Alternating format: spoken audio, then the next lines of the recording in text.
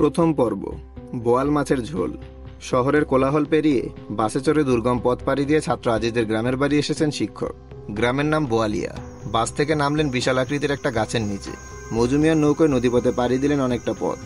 এরপর কিছুটা পথ ঘোড়ার গাড়িতে দুলতে দুলতে পৌঁছালেন আজিজদের বাড়িতে। 10 বছর আগেও এখানে এসেছিলেন শিক্ষক। তখন আজিজের মায়ের রান্না করা বোয়াল মাছের ঝোলের স্বাদ এখনো ভোলেননি তিনি। এবারও সেই কারণেই আসা। রাত্রেবেলা বোয়াল মাছের তরকারি দিয়ে ভাত খেয়ে আজিজের সাথে মাছ ধরতে যাবেন শিক্ষক। সারা রাত মাছ ধরবেন এবং আজিজের কাছে ভূতের গল্প শুনবেন। শিক্ষককে কি এমন অবিশ্বাস্য গল্প শোনাবেন আজিজ?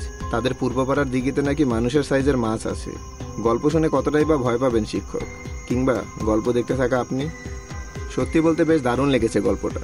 আপনার জানাশোনা ভূতের গল্পে অভাবনীয় এক টুইস্ট, অসাধারণ সিনেমাটোগ্রাফির দক্ষতায় ধারণ করা গ্রামের দৃশ্যগুলো এবং মনে গেঁথে যাওয়ার মতো গ্রামীণ পরিবেশের আবহ সঙ্গীত, তার সাথে মোশাররফ করিমের গল্প শোনানোর ধরন। ভয়ের আর কি উপকরণ বাকি থাকে?